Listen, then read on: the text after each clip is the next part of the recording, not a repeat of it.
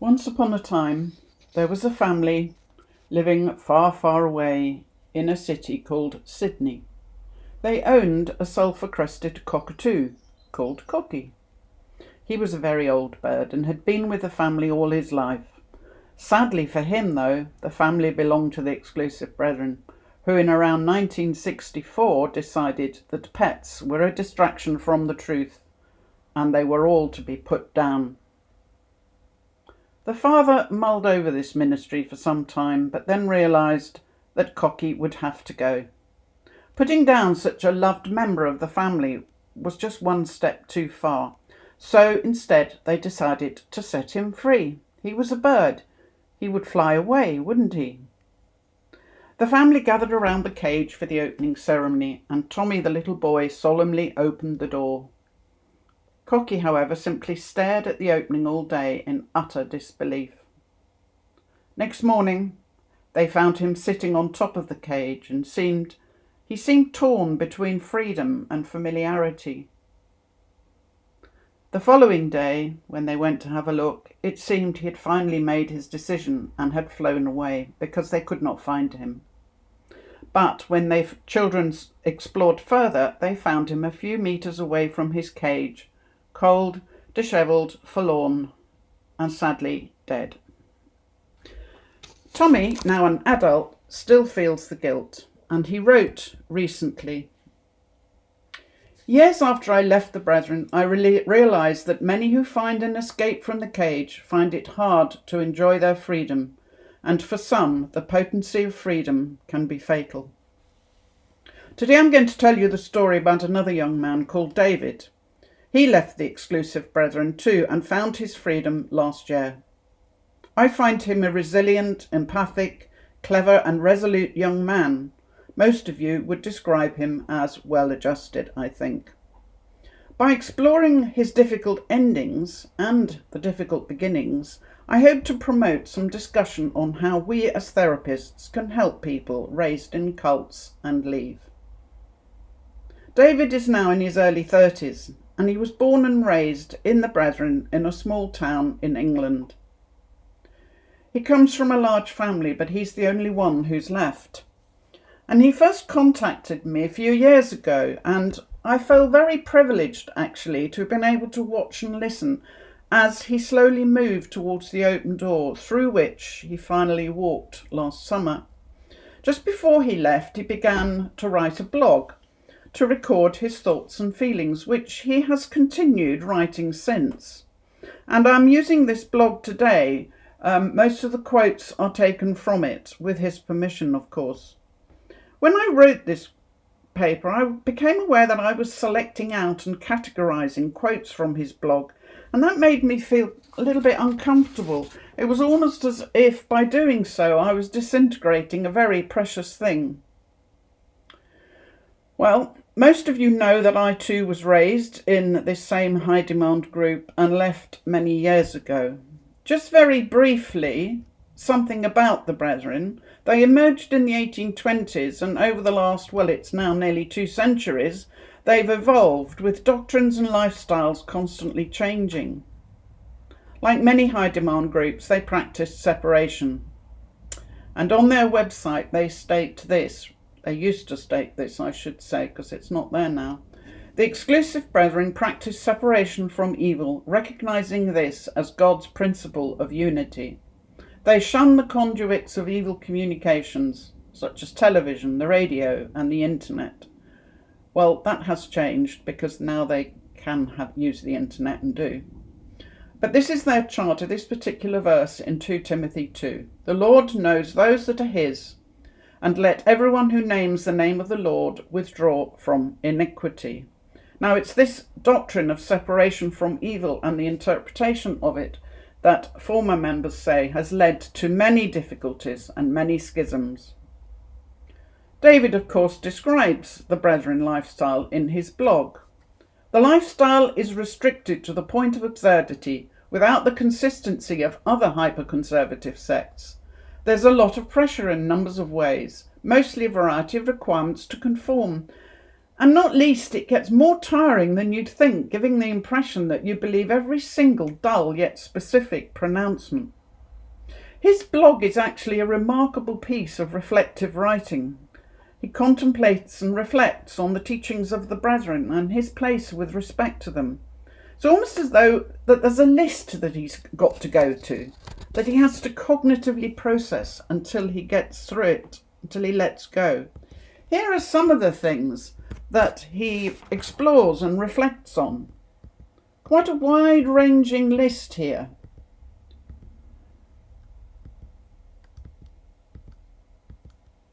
Just goes on and on and on and on, ending with the truth, whatever that is. Now, David took many years to leave, so it wasn't a hasty decision. It took him quite considerable time, and his reasons that he gave for leaving began thus. In the Brethren, you fit into a mould. I got a sense of another person that I could be, using parts of myself that were repressed. And early on, while he was thinking about whether to leave or not, he wrote this: "The most frightening thing I've heard in years is, 'We'll do the thinking, you do the doing,' especially as it's treated as a statement of great wisdom. It's held to be a sign of someone barely Christian if they're questioning something that's been said. Even the questioning is an ongoing sin." And yet that was what David was doing, questioning. He goes on to talk about how the Brethren make it easier to obey the rules than to break them. They provide a structure in which to live with the aim of producing a perfect life. But then he asks, how much value is there in someone moulded to fit that life? And he talks of spending long nights finding out what he does believe, asking questions of himself. For example, he reflects on the inconsistencies. Those who are intelligent enough to see the inconsistencies but don't have what it takes to do anything about it are the unhappy ones. I count myself among them. One day he was asked by some dumbfounded brethren why on earth he would want to leave, thinking that perhaps he wanted to indulge in some forbidden activity. So David sets the reader of his blog the task of answering the question, why? Why does David want to leave? Then, as if we are his class of students, he asks us if we are ready. And then he writes,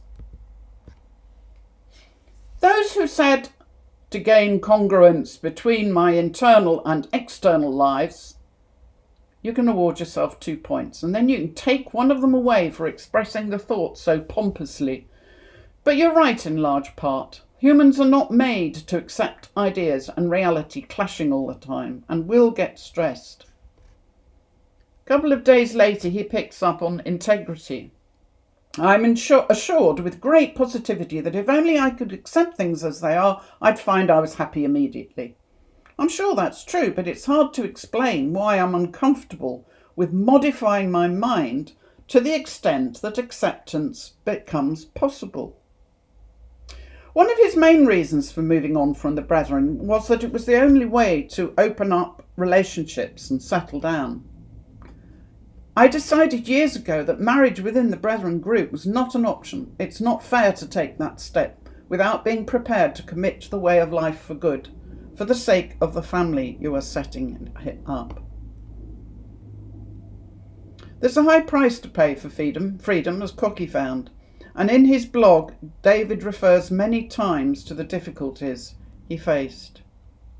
"It took a long time to move from the feeling that my life could be different to feeling that it should be, as it's hard to really accept deep down that the rules that shape one's life are actually for nothing. One tends to make mental excuses for it all." He's also a little bit worried about what he will become. He reflects on the ex-Brethren world and writes, "I sometimes wonder whether being among the Brethren is permanently damaging to the psyche. That's one of the scary things about contemplating leaving. Will I be obsessed too? Will I be able to leave it behind? Can I make a life for myself in which I don't ever think of myself as used to be Brethren?"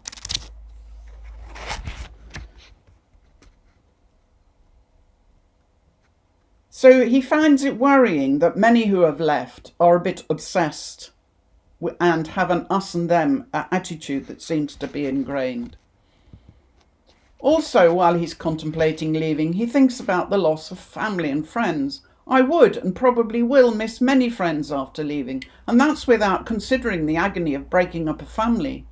The restrictions while in are matched by promised restrictions once out, in the form of an utter severance from everybody you know and care about. A lovely man David is, because he doesn't just think of himself. The pleas from loved ones are hardest to take. This is heartrending on all sides. He also recognises the loss of network. There's one benefit of being among the brethren. It's exceedingly hard to replicate, and that's the sheer number of people willing to share information and experience. I'm assuming that the sudden removal of that network must be among the hardest things to adapt to after leaving. Now, you may have picked up in some of these blog entries that he lacks confidence, and it is a theme that he keeps coming back to many times. And he wrote once that the reason he didn't leave years ago was because, in some small part, due to a lack of confidence that he can survive. This is in part explained by what he imagines are the difficulties of making a new life. For example, when thinking about this, he ponders on the problems of getting a new job because he works for the Brethren at that point in time and assumed that he would have to move on. In the Brethren, he says, you get everything on a plate, including your job. And he recognised that to obtain a similar wage outside, he would have to show his qualifications, which he hasn't got. How will they get an idea of my worth as a person when I've got no pieces of paper to say I can do anything? And no people to call on to vouch for me? Will I get a chance? They don't have access to higher education. He also wrote about feeling unprepared. I have to seriously plan for life apart. For all my thinking, I find I'm not well prepared. I actually don't know what to do next. And at this point, it comes forcibly to my attention that I was absent for many lessons in life. I have some serious catching up to do. So like Cocky, he's hesitating. He feels unprepared despite his years of reflection, and he lacks confidence to make it in the outside world. He has a huge sense of the losses that he's going to experience and the difficulties he faces. And what doesn't help is that many other former members report that when they thought of leaving, they were told there would be terrible consequences, such as demon possession, incurable disease, and even death. David also had warnings. After I'd stated I was intending to leave, I had many dark warnings about the cold, hard world outside, telling me that there was nobody caring, that everybody was, at base, selfish and nasty, and ready to use me for what they could get and treat me as disposable afterwards. Fortunately for David, there were some things that helped him leave. He found that writing his blog was enormously helpful and comforting. Writing about something that troubles me helps to clear my thoughts. I expect to find myself quietly ushered out of the fellowship. I also expect to gain consolation from documenting the process. Before he did leave, though, he also discovered that life outside is not as the Brethren would have him to believe. One positive thing I have learned is that friends are not irreplaceable. I have been fortunate in having already experienced the kindness of strangers before ever leaving, which gave me the courage to make the break, and I have found so much more since. I was one of those strangers. What else helped him to leave? Well, from having known him for so long now, I think his personality and his humour will stand him in good stead. He wrote this: as of last night, I'm officially restricted, which for those who know some of this means the same as shut up, but it means it more delicately. The other phrase provokes winces these days as it carries memories of harsh treatment. So now the same thing is done, but with a smile and a different name. To quote Dilbert, it's the same thing, but we've made huge advances in what it's called. Shortly after this, David left, and he found himself facing a number of milestones, all of which he recorded in his blog. Here are some of those milestones. First visit to the proms, doing forbidden and morally dangerous things, being a host for the first time, and lots of other things, including a flying lesson, which was a gift from another former member of the Brethren. So lots of things that to most people would be kind of a normal part of growing up and leaving home perhaps. But this is a man in his 30s, and all those things were milestones for him, even having a birthday. So why might it be hard after leaving a high demand group like this? Well, there are many ways of leaving. Some may choose to leave like David did. Others leave because their parents chose to leave, and so as a child you leave with them, and that was how it was for me. But others are kind of pushed out or withdrawn from. And it's those who manage the transition, those who choose to leave, who manage the transition best. Leavers of any closed group have to enter an entirely new socio-cultural world, and they are likely to have difficulties with adjustment, particularly second generation and multi-generation, so those that are born into the group. And these include having spent all their childhood in the group, they know little about the world outside and might not have the life skills needed and thus be ill-equipped to survive. The Brethren themselves are very aware of this, and in a BBC programme, one of them said, when someone goes out of fellowship, as you know, it's a major, major change for them. They're not equipped for this world. So the Brethren recognise this. Additionally, leaving may have been very traumatic, including great loss. We've heard David reflect on this. And having lost family and friends and finding it hard to make new friends, many will report a sense of isolation. And for a group of people who are rarely alone, this is very difficult. They have no pre-cult personality or culture to return to because they were born into the group. Let's go back to David and his blog. When someone leaves the Brethren, it's quite normal for the Brethren priests to visit the person who's left. David had lots of visits after leaving, almost daily, but strangely the formal ones by the official priests didn't happen for 4 weeks. About his friends, he wrote, he has mixed feelings about it. It's nice to see friends and there is a sense of continuity. And now the meeting place is mine. I have a certain amount of control. I needn't trouble to play down the range of my books or the computing equipment or the music or the DVDs. Even so, it was a bit naive hoping that I would suddenly become immune to disapproval about such things. These mixed feelings are clearly unsettling him, and he wants the continuity, he wants to see his friends, but they bring with them disapproval. He also pondered on how he's going to manage socially. He doesn't want to be alone, but he doesn't know what he's doing. I don't want to stay a recluse all my life, but getting out and into interaction does prove slightly problematical. There are kind of metaphorical billboards every other step that say, "Stop! You don't know what you're doing." Okay, they come from inside my head, but they remain quite real. Some social situations seem almost like dances, with step following step, reliant on each party knowing what comes next. And I find myself totally untrained in the basics, let alone the niceties. And then rather poignantly he says, I wish there was a crash course in what people are expecting of me. He also looks back and he says, really, I do have to say that life within the Brethren was easier.